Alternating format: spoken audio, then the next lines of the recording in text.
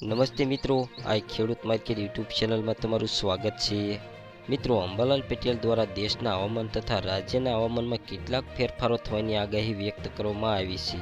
જેમાં તેમણે ઉત્તર ભારત પરથી પસાર થનારા વેસ્ટર્ન ડિસ્ટર્બન્સની અસર ગુજરાત, પંજાબ, રાજસ્થાન સહિતના રાજ્યોમાં થવાની સંભાવનાઓ વ્યક્ત કરી છે. જેમાં ગુજરાતના કયા ભાગોમાં કેવી અસર થશે અને આગામી દિવસોમાં હવામાન કેવું રહેશે તે અંગેની સંભાવનાઓ વ્યક્ત કરી છે. અંબાલાલ પટેલે પવન, તાપમાન, વરસાદ સહિતની બાબતો અંગેની વિગતો આપી છે. મહત્તમ ઉષ્ણ તાપમાનમાં ઉતાર ચઢાવ આવવાની માહિતી પણ અંબાલાલ પટેલે આપી છે. અંબાલાલ પટેલે 10 તારીખથી વેસ્ટર્ન ડિસ્ટર્બન્સની અસર થવાની આગાહી કરી છે. 15 તારીખ સુધી વેસ્ટર્ન ડિસ્ટર્બન્સની અસર દેશના ઉત્તર પૂર્વીય પ્રદેશો જેમ કે દિલ્હી, હરિયાણા, પંજાબ, રાજસ્થાન તેમજ ગુજરાતના ભાગોમાં અસર થઈ શકે છે. જ્યારે ગુજરાતના કચ્છ અને ઉત્તર ગુજરાતના ભાગોમાં વેસ્ટર્ન ડિસ્ટર્બન્સની અસર થવાની સંભાવનાઓ વ્યક્ત કરી છે. તેઓ જણાવે છે કે કચ્છ અને ઉત્તર ગુજરાતના ભાગોમાં ઝાકળ વર્ષા કે હળવો વરસાદ થઈ શકે છે. આ દરમિયાન પવનની ગતિ વધુ રહેશે. જેમ કે મધ્ય ગુજરાતમાં 20 કિલોમીટર પ્રતિ કલાક, કચ્છમાં 20 કિલોમીટર પ્રતિ કલાક કે તેથી વધુ, ઉત્તર ગુજરાતમાં 15 થી 20 કિલોમીટર, ઉત્તર સૌરાષ્ટ્રમાં પણ પવનની ગતિ રહેશે.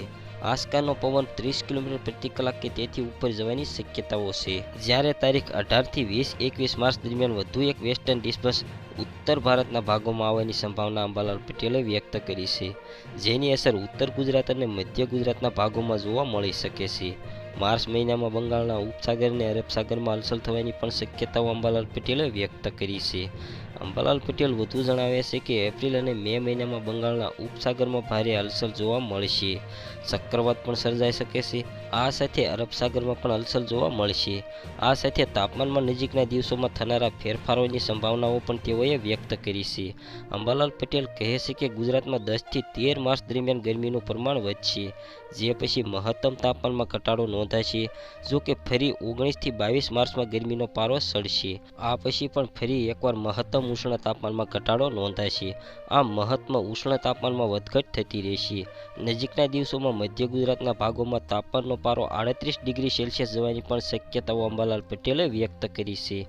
મિત્રો, વિડીયો પસંદ આવ્યો હોય તો વિડીયોને લાઇક કરો, શેર કરો અને હજી સુધી આ ખેડૂત માર્કેટ ચેનલને સબસ્ક્રાઈબ ન કરી હોય તો કરી લો, જેથી નવા વિડીયો તમારા સુધી પહોંચતા રહે.